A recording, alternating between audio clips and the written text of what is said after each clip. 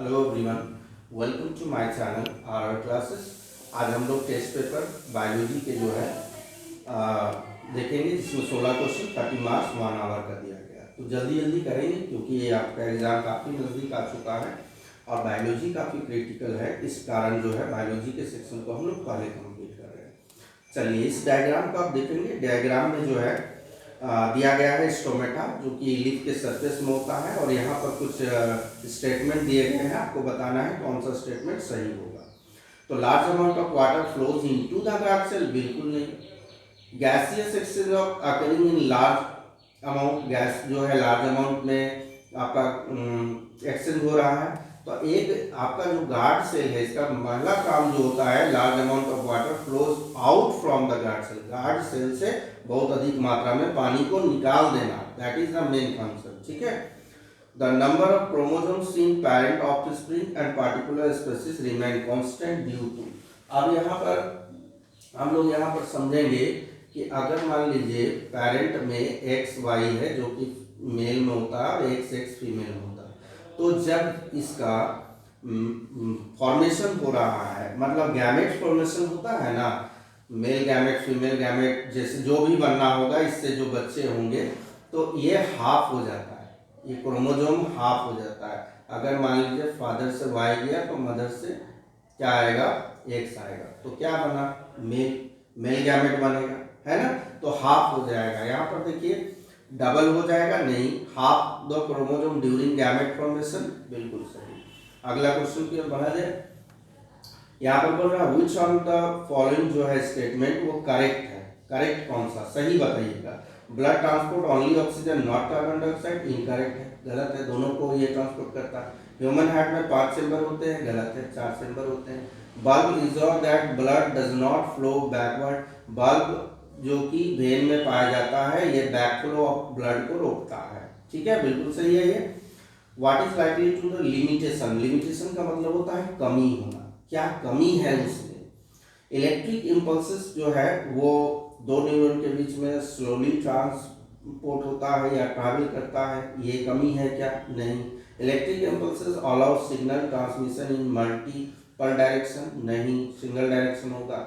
Electric impulses are transmitted only those body part which are connected to neuron, यही इसकी कमी हो गया कि जो बॉडी पार्ट न्यूरॉन से कनेक्ट होंगे उसी में इलेक्ट्रिक इम्पल्सेस जो है ट्रैवल करेगा। क्वेश्चन नंबर 5 की ओर बढ़ा जाए। 5 नंबर क्वेश्चन क्या दिया गया 5 में, देखिए कहा है इसमें select the group which process event आकर इन द फीमेल रिप्रोडक्टिव, में कौन सा प्रोसेस सारा होता है, एक एक करके पढ़ेंगे। ओव्यूलेशन फीमेल में होती है, फर्टिलाइजेशन होती है, इम्प्लांटेशन होती है, मेंस्ट्रुएशन होती है, लोकेशन, गलत हो गया यहाँ। ओव्यूलेशन, फर्टिलाइजेशन, स्पर्म फॉर्मेशन, ये गलत हो गया, ये तो मेल में होता है। Ovulation, menstruation, fertilisation, sperm production फिर से मेल में आ गया। Menstruation, ovulation, fertilisation, embryo development and foetal growth, ये भ्रूण की वृद्धि, ये आपका जो है चारों, ये जितने भी पॉइंट्स है वो फीमेल रिप्रोडक्टिव पार्ट में होता है। यहाँ पर देखेंगे हम लोग विच of the following is A correct combination phenomena happening in plant and respective hormone, कौन सा हार्मोन कौन सा काम करती है। सेल इनॉन्गेशन का काम दिया है साइटोकाइनिन, नहीं, ये सेल इनॉन्गेशन में बाधा उत्पन्न करती है। फ्रूट राइपनिंग में एथिलीन, बिल्कुल सही है, एथिलीन फलों को पकाने का काम करता है। यहाँ पर इस ग्राफ को देखेंगे आप, ये प्लॉट है various abiotic factor affecting abiotic, इसलिए है कि ये लिविंग ऑर्गेनिज्म से बिलोंग नहीं करता है। विंड दिया है, टेम्परेचर दिया है, लाइट दिया है, ह्यूमिडिटी, और ये कह रहे हैं कि किसी भी हमारे ट्रांसपिरेशन, जो पौधों में ट्रांसपिरेशन होता है ना, एक्सेस ऑफ वाटर जो लॉस होता है स्टोमेटा के थ्रू, तो वो उसको प्रभावित करता है। ये यहाँ पर ये क्या क्या लिखा है ऑप्शन में, the rate of transpiration increase with increase of light, बिल्कुल लाइट बढ़ेगी तो ट्रांसपिरेशन बढ़ेगा, है ना। विंड का स्पीड बढ़ेगी तो ट्रांसपिरेशन बढ़ेगा, ह्यूमिडिटी बढ़ेगी तो नहीं। देखिए एक एग्जांपल समझिए, यदि हमने कपड़ों को वॉश किया और वॉश करने के बाद यदि हम लोग टांग देते हैं, तो ये डिपेंड करता है कि वहाँ किस प्रकार की स्थिति है। जैसे कि मान लीजिए अगर बरसात में देखेंगे तो कपड़े लेट से सूखते हैं, क्योंकि ह्यूमिडिटी अधिक होती है, मॉइस्चर अधिक होता है हवा में, तो ह्यूमिडिटी बढ़ने से इवेपोरेशन का रेट कम हो जाता है, बढ़ता नहीं है। इवेपोरेशन ही तो ट्रांसपिरेशन हो गया ना। तो ट्रांसपिरेशन जो पौधों में हो रहा है ह्यूमिडिटी बढ़ने से क्या होता है, कम हो जाता है। ये कहता है ह्यूमिडिटी बढ़ने से बढ़ेगा, गलत है। Rate of transpiration decrease with increase of humidity, ये ऑप्शन सही है। ह्यूमिडिटी बढ़ने से ट्रांसपिरेशन का रेट कम हो जाएगा। अगला क्वेश्चन, यहाँ पर एजर्सन रीजन वाले दो क्वेश्चन है, हम लोग पढ़ेंगे। एजर्सन में दिया गया है pollen grain are produce by all flower, बिल्कुल गलत है।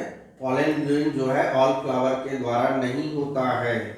अब कुछ फ्लावर होते हैं जो रिप्रोडक्शन करते हैं, है ना। कुछ फ्लावर ऐसे होते हैं यूनिसेक्सुअल, कुछ होते हैं बाइसेक्सुअल। भाई पोलन ग्रेन सभी फ्लावर से कैसे होगा, यूनिसेक्सुअल है मान लीजिए, तो उसमें यदि मेल रिप्रोडक्टिव सिस्टम है तो पोलन ग्रेन प्रोड्यूस नहीं करेगा, तो ऑप्शन ए हमारा गलत है। Stamen is the male reproductive part, बिल्कुल सही है, of flower and produce pollen grain, reason सही है, एजर्सन गलत है। एजर्सन में कहा गया कि all reflex action are involuntary action, बिल्कुल सही है। जितने भी रिफ्लेक्शन एक्शन होते हैं हमारी मर्जी से नहीं होते हैं, इसलिए involuntary. Only some involuntary action are reflex, सारे के सारे इनवॉलंटरी एक्शन रिफ्लेक्स एक्शन होंगे क्या, नहीं। इनवॉलंटरी एक्शन सारे रिफ्लेक्स एक्शन नहीं होते हैं, कुछ इनवॉलंटरी एक्शन रिफ्लेक्स एक्शन होते हैं, तो ये हमारा सही है। Reflex action take place the shortest to, बिल्कुल। रिफ्लेक्स एक्शन में रिस्पांस जल्दी दिखाना होता है, जिसमें स्पाइनल कॉर्ड की भागीदारी होती है। और न्यूरॉन की बात करेंगे तो वहां पर सेंसरी न्यूरॉन और मोटर न्यूरॉन का काम हो रहा है, और वो शॉर्टेस्ट पाथ में जाएगा ताकि जल्दी से जल्दी रिस्पांस दिखाना आती है। ए और आर दोनों सही है, बट आर इसका करेक्ट एक्सप्लेनेशन नहीं है। अगला क्वेश्चन में है कि एक पॉन्ड जो है इकोसिस्टम के रूप में लिया गया है, वहां पर जो कुछ ऑर्गेनिज्म है उसको दिया गया है, उस ऑर्गेनिज्म से आपको क्या करना है, एक फूड वेब बनाना। फूड वेब क्या है, तो नेटवर्क ऑफ फूड चेन। चलिए यहाँ पर देखा जाए, एल्गीज अगर हम लोग लेंगे, अलग अलग प्रोड्यूसर लेने को कहा गया। एल्गीज एक काइंड ऑफ प्लांट ही है, तो मॉस्किटो लार्वा उसको खाएगा, मॉस्किटो लार्वा को फिश खाएगा, फिश को हेरोन खाएगा। दूसरा प्रोड्यूसर हमने लिया डकवीट, एक प्लांट है जो कि तालाबों में, झीलों में पाई जाती है। इसको स्नेल खाएगा, स्नेल को टर्टल खाएगा, टर्टल को हेरोन खाएगा। तो ये हमारा क्या बन गया, ये सिंगल हो गया फूड चेन, ये सिंगल हो गया फूड चेन, दोनों एक दूसरे से इंटरकनेक्टेड हेरोन से हुआ, इसलिए फूड वेब बन गया। अगले क्वेश्चन की ओर बढ़ा जाए कि ऑटोट्रॉपिक न्यूट्रिशन हेटेरोट्रॉपिक न्यूट्रिशन में डिफरेंसेस बताइए। कम से कम 3-4 डिफरेंसेस तो आपको बताना ही होगा। पहला हम लोग बोलेंगे कि ऑटोट्रॉपिक न्यूट्रिशन में जो है ऑर्गेनिज्म प्रिपेयर या सिंथेसिस देयर ओन फूड, और हेटेरोट्रॉपिक में ऑर्गेनिज्म कांट प्रिपेयर या synthesis their own food. Autotrophic nutrition में जो फूड सिंथेसिस होता है वो इनऑर्गेनिक सब्सटेंसेस से होता है, और हेटेरोट्रॉपिक में क्या होता है, जो फूड बनाया जाता है वो ऑर्गेनिक सब्सटेंसेस से बनाया जाता है। इसमें जो है हेटेरोट्रॉपिक ऑटोट्रॉपिक न्यूट्रिशन में जो है उसके लिए आपका ऑटोट्रॉपिक न्यूट्रिशन करने वाले जीव जैसे कुछ प्लांट्स हो गए, कुछ सब बैक्टीरिया हो गए। हेटेरोट्रॉपिक में जितने भी कंज्यूमर हैं, कंज्यूमर लोग जो है वो लोग हेटेरोट्रॉपिक न्यूट्रिशन को दिखाता है, ठीक है। और भी 2-3 पॉइंट आप ऐड कर लोगे इसमें। चलिए नेक्स्ट क्वेश्चन, कि कुछ दिन के लिए जब कौन जा रहा था, while going out for few days visit his grandmother home, Adil जो है अपने जितने भी पॉटेड प्लांट है जो कि उसने गमलों में लगा रखा है, तो भाई दादी के यहाँ जाना है। अब गमले कहाँ रखे हुए, या तो छत पर या आंगन पर, कोई जानवर हो, कोई पक्षी हो, नुकसान पहुँचाएगा। अगर इंसान नहीं हो जाएगा तो नुकसान पहुँचाएगा। तो उसने क्या किया, उसने सारे पॉटेड को जो है, पॉटेड प्लांट को अपने कमरे में बंद कर दिया। जब कुछ दिन के बाद रिटर्न आता तो देखता कि जो लीफ है प्लांट का वो येलो हो गया। क्यों येलो हो गया, कारण पूछा। देखिए यहाँ सबसे बड़ी बात है कि जब उसने रूम के अंदर में सारे पॉटेड प्लांट को रख दिया, ठीक है, when he kept all the potted plant inside the room, तो due to the absence of sunlight, sunlight तो नहीं मिला, तो due to the absence of sunlight the chlorophyll does not active नहीं होता। क्लोरोफिल एक्टिव नहीं होगा तो फोटोसिंथेसिस नहीं होगा, फोटोसिंथेसिस नहीं होगा तो लीफ क्या होगा, वो तो ड्राई हो जाएगा, सूख जाएगा, येलो हो जाएगा। यही रीजन लिख दिया आपको। चलिए अगला है डिफरेंसेस बिटवीन फ्रैगमेंटेशन और रीजनरेशन में डिफरेंस लिखिए।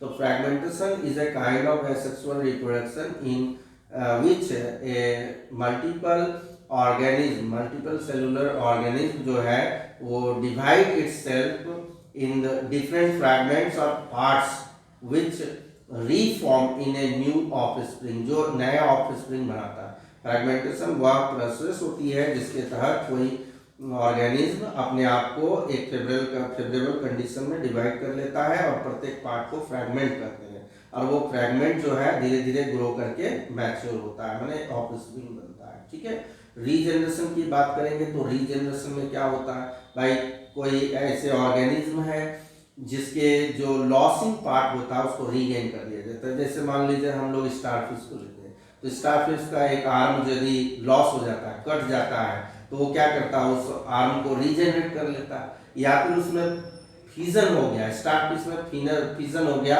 वो 2 टुकड़ों में बढ़ गया स्टारफिश, तो प्रत्येक टुकड़ा क्या करेगा, एक नया इंडिविजुअल बना लेगा। तो यही प्रोसेस है। एग्जाम्पल पूछा गया है तो एग्जाम्पल फ्रैगमेंटेशन का आप स्पाइरोगैरा लिख देंगे, kind of A special kind of जो है क्या है वो स्पेशल काइंड ऑफ एल्गी होता है। और वहीं पर अगर हम लोग इसका बात करेंगे, फ्रैगमेंटेशन का हो गया, रीजनरेशन का बात करेंगे तो आप स्टारफिश का एग्जांपल दे सकते हैं या प्लैनेरिया का दे सकते हैं। Draw a diagram to section of, जैसे ये बाइसेक्सुअल फ्लावर है, हिबिस्कस का एग्जांपल बेस्ट एग्जांपल होगा, आपके एनसीईआरटी बुक में भी दिया गया, वो पूरे डायग्राम को आप दिखा दोगे। ठीक है, पूरा हिबिस्कस का प्लांट्स में पॉलिनेशन हो रहा है ना, तो उसमें फीमेल मेल पार्ट सभी को दिखा दोगे, पार्ट को लेबल कर दोगे, और कह रहा है यहाँ पर ovary anther style stigma filament, इसको दिखाना है। अब यहाँ क्वेश्चन कुछ दिया गया है, देखेंगे आप। Explain how the damage of ozone layer being reverse, आप बताइए कि ओजोन लेयर का डिप्रेशन जो है वो रिवर्स कैसे हो रहा है। तो हम लोग सीएफसी वाले इंस्ट्रूमेंट या चीज़ों का यूज यदि कम करेंगे तो ओजोन लेयर का डिप्रेशन जो है वो रुकेगा। आप ज़्यादा यूज करेंगे तो क्या ओजोन लेयर का होते जाएगा रिवर्स होते जाएगा, है ना। The amount of ozone in the atmosphere began to stop sharply in 1980, जो अमाउंट ऑफ ओजोन है वो ड्रॉप होने लगा है ना 1980 में। तो कौन सा ऐसा हम लोगों का एक्टिविटी था, ह्यूमन एक्टिविटी, जिसके कारण ओजोन लेयर डिप्लेट होने लगा था। कारण है कि using of refrigerator, using of ACs and some sprays which produce CFC, है ना, and CFC is the main cause of ozone depletion. तो ये आप लोग लिख लोगे आंसर, अपने भाषा में लिखने का प्रयास करोगे। चलिए इस डायग्राम को देखा जाए। इस डायग्राम में हम लोग देखेंगे कि यहाँ ईयर लोब दिखाया गया, देख रहे हो, ये जो है फ्री ईयर लोब है, माने ये कान में अटैच नहीं है, कान का ये वाला पार्ट इतना दूर अटैच है, ये पार्ट अटैच है और ये फ्री है। आपने गौर किया होगा कुछ लोगों के कान जो है पूरे ये ईयर लोब निकला नहीं होता, नीचे वाला भी अटैच होता है, तो ये फ्री ईयर लोब है और ये अटैच ईयर लोब है। अब यहाँ पर सवाल देखिए 36, 31, 14, फ्री वाला ईयर लोब वाला है, फिर मेल में 36 और फीमेल 31, अटैच वाला 14 एंड 19।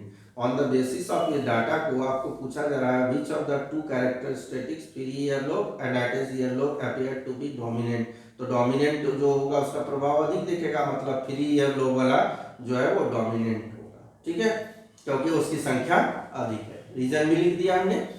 कह रहा है यहाँ पर कि in the inheritance of the free ear lobe linked with sex individual no, इसका आंसर लिखेंगे नो। गिव रीजन, क्यों, क्योंकि ये जो फ्री ईयरलोब वाली जो घटना है इसमें क्या होती है ना, ये आपका जब गैमेट फॉर्मेशन होता है, ये जीन के थ्रू होता है। जब डीएनए कॉपी करता है तो कॉपी करने में जब एरर आ जाता है तभी ये फ्री ईयरलोब वाला या अटैच ईयरलोब वाली समस्याएं जो है आती है। तो ये किससे है, तो ये डीएनए से रिलेटेड है, ये इनहेरिटेंस से रिलेटेड है, सेक्स से रिलेटेड नहीं है। What type of earlobe is present in the father mother, यहाँ पर आप देख लो अटैच कौन कौन है, डायग्राम में तो स्पष्ट दिख रहा है, ये जो झूला हुआ है यहाँ पर इसको कहेंगे फ्री ईयरलोब और जो अटैच है इसको अटैच ईयरलोब। तो देख के जिसका पूछा है आप लिख लोगे। नेक्स्ट क्वेश्चन है कि which factor do you think the responsible for the determination of the shape of earlobe, और ईयरलोब का जो शेप है उस कौन से फैक्टर पर डिपेंड करता है, तो ये डिपेंड करता है डीएनए पर, ये डिपेंड करता है लॉ ऑफ इनहेरिटेंस पर, जो आपको बताया गया उस पर। अब यहाँ पर दीक्षा के बारे में पढ़ेंगे, क्वेश्चन नंबर 16। दीक्षा 2 प्लॉट तैयार करती है, अलग अलग जमीन तैयार करती है, ठीक है। एक वाले जमीन में एक का नाम दे दिया x, दूसरे वाले का y। अब क्या हो रहा है कि x वाले जो प्लॉट है उसमें उसने पी प्लांट लगाया, y वाले में भी लगाया। ध्यान से सुनिए, 2 प्लॉट है, एक प्लॉट में x नाम दे दिया, दूसरे में y। x वाला में जो है उसने पी प्लांट लगाया, y में भी पी प्लांट लगाया। एक्स वाले में उसने पॉलिनेटर को अलाउ किया, जैसे बीज है या हनी बीज है ना, वो सबको जो है बटरफ्लाइज है वो सबको अलाउ किया कि पॉलिनेट करो, और दूसरे में उसको कवर कर दिया, प्लांट को कवर कर दिया गया, कोई जाली से कवर कर दिया गया, पॉलिनेटर नहीं जाएगा। अब यहाँ पर कह रहा है कि व्हाट डिफरेंस, वो क्या डिफरेंसेस देखेगी दोनों के सीड में। तो हम लोग कहेंगे जो एक्स प्लॉट में प्लांट लगाया गया उसमें सीड्स की संख्या अधिक होगी, क्योंकि उसमें पॉलिनेटर को अलाउ किया गया था। पॉलिनेटर पॉलिनेशन में मदद करता है, तभी तो सीड का फॉर्मेशन होता है ना। चलिए अगला, give 3 changes occur in the ovule and ovary. अब बात करेंगे हम लोग, ओव्यूल के अंदर में ओवम होता है, ओवेरी ओव्यूल को अपने में कंटेन रखता है। तो ये जो ओव्यूल है, ये जो ओव्यूल है वो सीड में कन्वर्ट होता है, ओवेरी जो है वो फ्रूट में कन्वर्ट होता है। अगर ये फ्रूट में कन्वर्ट नहीं होता तो ये सूख के झड़ जाते। ये 3 चेंजेस देखने को मिलेंगे। 16 नंबर खत्म हो गया। अब है कि रोहिणी जो है वो रोज प्लांट ग्रो करना चाहती है, तो should see grow the seeds, उसको सीड के थ्रू, जैसे कि एक बीज है, बीज को लगाएंगे तब रोज प्लांट होगा, तो उसमें तो लेट होगा, मैच्योर होने में समय लगेगा। तो कौन सा तरीका उसको अपनाना चाहिए? तो एसेक्सुअल के तहत हम लोग उसको कहेंगे कि वेजिटेटिव प्रोपेगेशन, जिसमें क्या है वो रोज प्लांट के ब्रांच को ब्रेक कर लेगी, कट कर लेगी, और कट करके उसको सॉइल में लगाएगी, तो जल्दी उसका प्लांट ग्रो हो जाएगा, ठीक है। ये वाला वेजिटेटिव प्रोपेगेशन हम लोग बोलेंगे, कटिंग जो प्रोसेस था उसको यूज करने के लिए। Rose plant grown by this method so very little variation. भाई एसेक्सुअल रिप्रोडक्शन है, तो एसेक्सुअल रिप्रोडक्शन में क्या होगा, लोग जो वेरिएशन होगा एकदम बहुत कम होता है। एक्सप्लेन व्हाई, क्यों होता है? क्योंकि यहाँ पर एसेक्सुअल रिप्रोडक्शन हुआ, एसेक्सुअल रिप्रोडक्शन होने के कारण वेरिएशन कम हुआ, है ना। And discuss whether having variation in the population